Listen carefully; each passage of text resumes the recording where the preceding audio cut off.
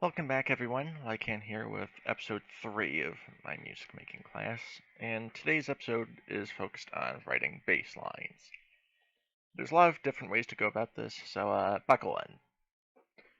As most or all of you know or should know, the bass is the low pitch range of music and usually an essential part of a song. In fact, many people these days would probably say the bass is the most important part of a song other than the drums, seeing as there's multiple genres in which the most prominent non-drum aspect, if not the most prominent aspect overall, around which the song may be based, is, well, the bass. Dubstep, drum and bass house, modern hip hop and rap, all of them are examples of this, even if not all in the same way. By contrast, not many genres that primarily focus on the main melodic content and top melody are as much in the forefront of what's popular in music today. Now, the absolute simplest way to go about making a bass line is to have the bass primarily made up of long sustained notes, generally sticking to the same one pitch, only playing a different note on occasion. So, kind of like I'm going to demonstrate here. Right, so something kind of like this.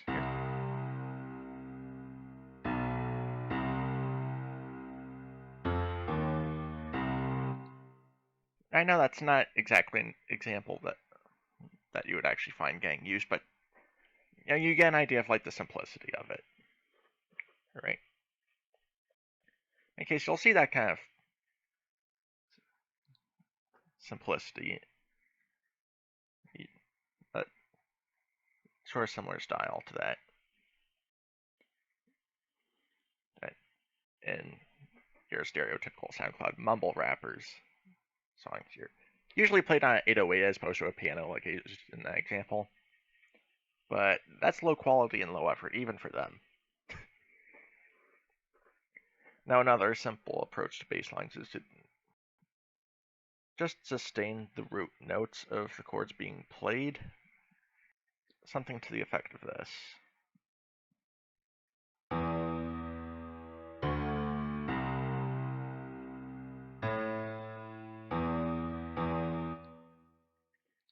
And it doesn't seem that much different.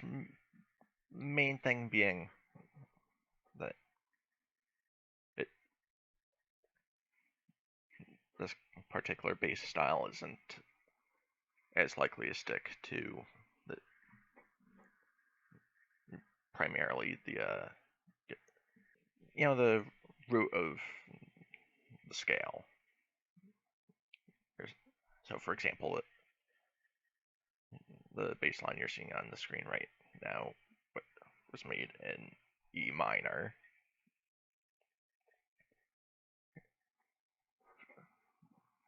If the other example was made in E minor, which it wasn't, here that was done in C harmonic minor. But main difference being the first style of bass line would mostly just stick to C. This would not.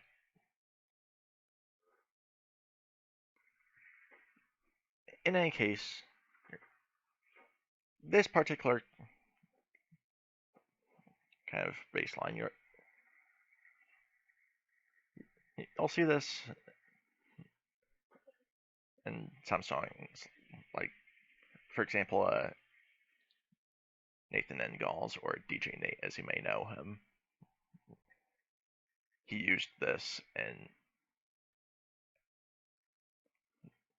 the bridge to his song Electrodynamics, as you can hear here.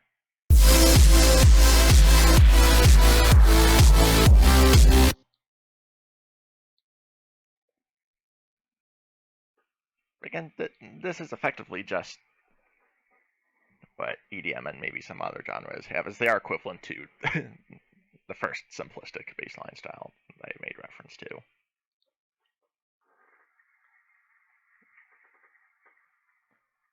Now you could take this a step further and play these bass notes to the same rhythm as the chords or even the main melody. And it's an improvement, yeah. It's used a bunch in rock music.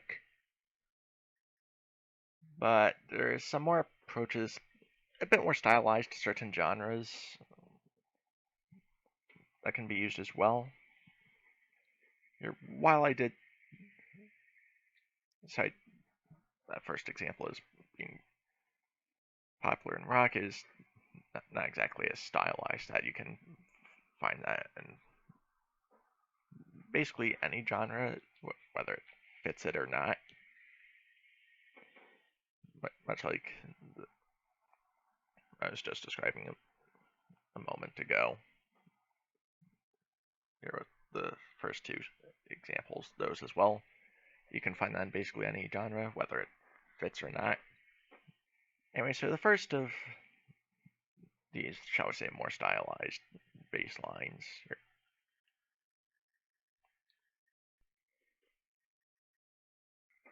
is a basic example of what you call a syncopated bass.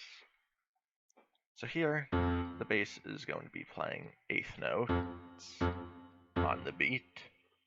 They're going to match the root notes of the chords. And then in the middle of the beat, you're going to have them playing these same notes, but an octave up. Now, this particular bass pattern style, you'll see this bunch in hardstyle and hard techno. This is what that can sound like.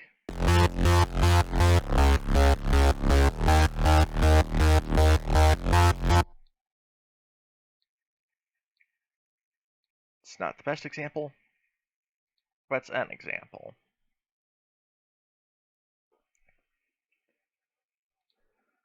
If you want a more professional case of it, however, I would suggest taking a look at songs like Dark Darker Yet Monster by Sharax, as you can hear here.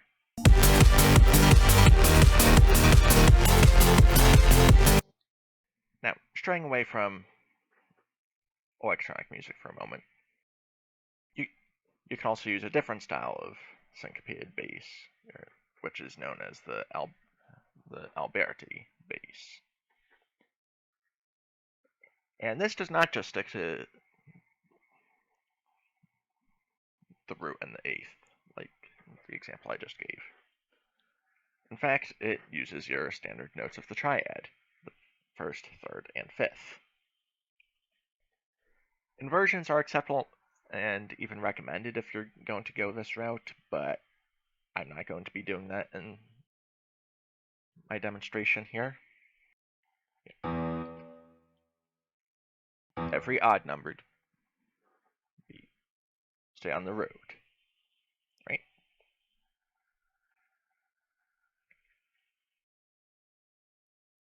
Every even-numbered beat, start on the third. So if we're using E minor for this example, that'll be on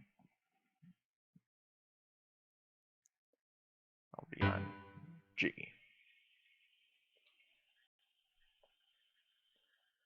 And the middle of every beat, play the fifth. This is what that would sound like. Again, if you're not using inversions, I would suggest using inversions, but this example does not use them.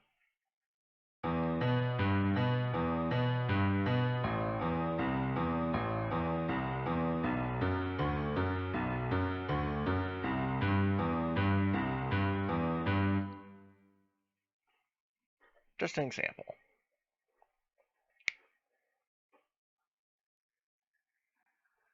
I'd say maybe use that as a slower tempo. Like I have it set to 80 BPM at this example. Maybe try like 70 or so.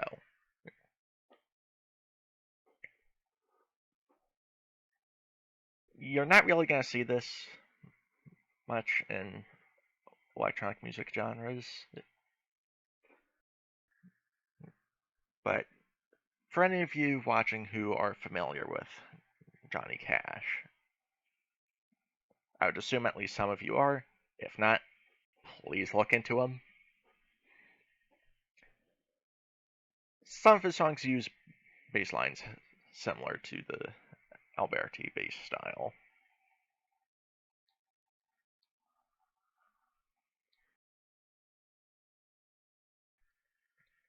Now, moving back into electronic genres.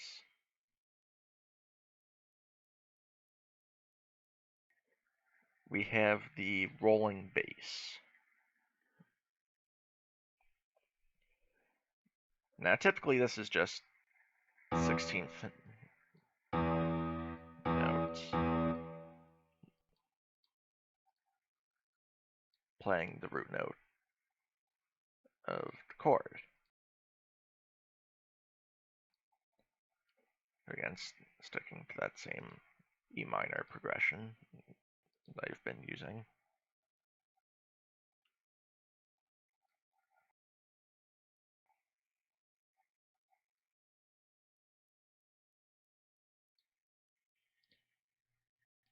And perhaps changing the sound.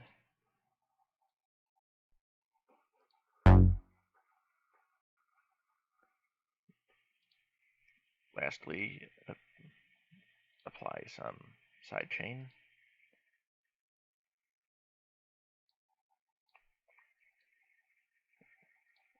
In its most basic form, this is what the rolling bass would sound like.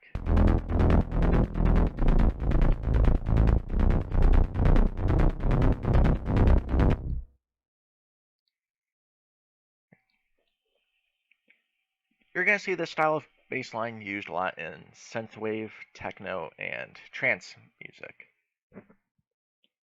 Examples of this can be found in songs like Sound Ward and Protagonist by DJVI, the former of which I have pulled up here so you can take a listen.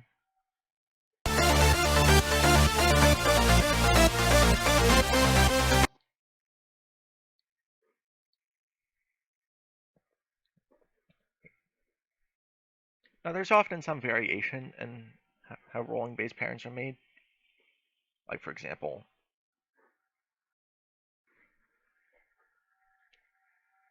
sometimes either the first or last 16th notes of the beat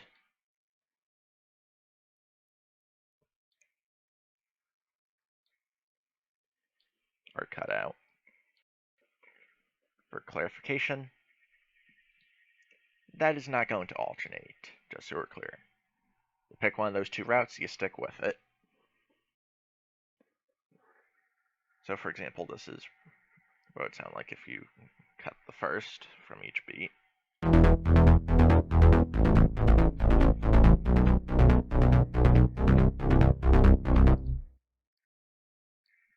Versus the last.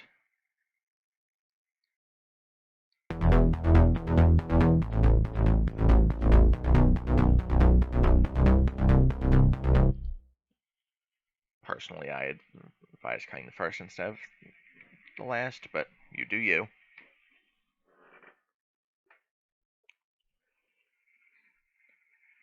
Alternatively, though, another thing you'll see done sometimes is the third note of the beat may be raised an octave. And you can hear what that sounds like here.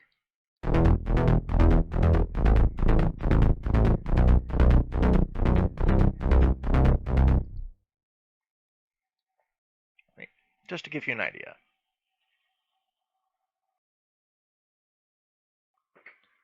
Alright, so the last bass pattern I'm going to cover is the dotted eighth pattern. And this pattern is a 2-beat loop following the root note of the chord being played. And this is going to start with a dotted eighth on the first beat, followed by another dotted eighth right after it, and finishes with a regular eighth at the middle of the second beat. This is what that should sound like.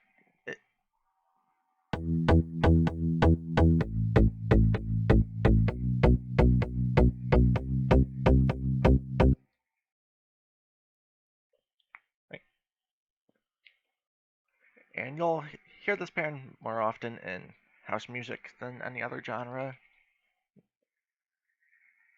The verse of my song Ignite actually uses a variation of this.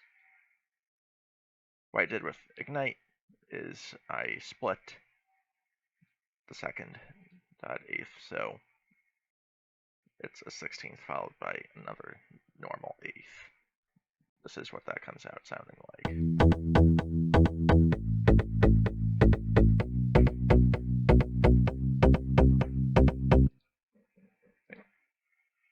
That's a very rushed example. Doesn't take much time for sound design. You get a really good sound, though.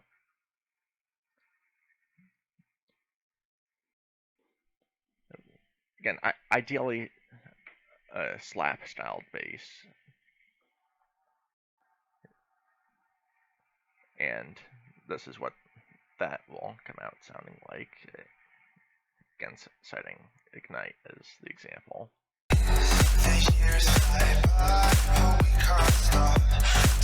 Now, these are all just recommendations, of course. But if you're going to stick to a normal bass line, like in the earlier examples, well, maybe not normal, but a simple bass line, I at least suggest you follow what is known as the 80-20 rule to keep your bass lines interesting. And what this means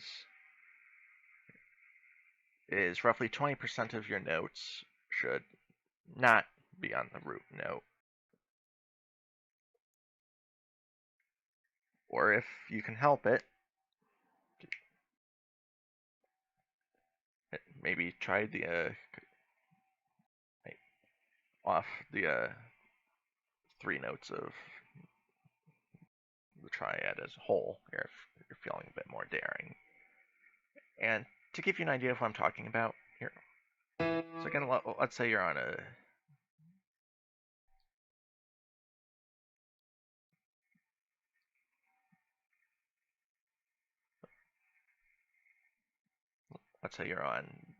an E minor chord.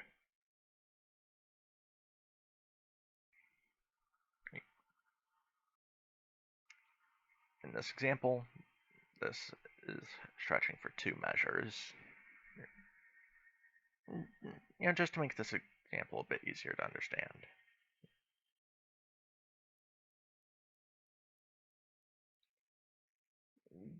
Give or take about this much, you're going to want not on E. And again, sticking at E minor. If you're feeling a bit more adventurous, try not E, G, or B. Maybe not even D if you want to throw sevenths into the equation, but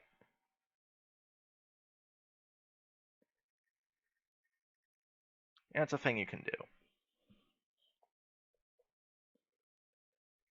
If you do go this route, though, I at least advise that you don't pick notes that are going to be dissonant with the chords, or, for that matter, the main melody, the latter of which is going to be the focus of the next lesson. I hope I've given you some ideas for how to approach your bass lines, and as always, comment below if you have any questions for me. and I will try to answer these to the best of my ability. Thank you all for tuning in, and I hope to see you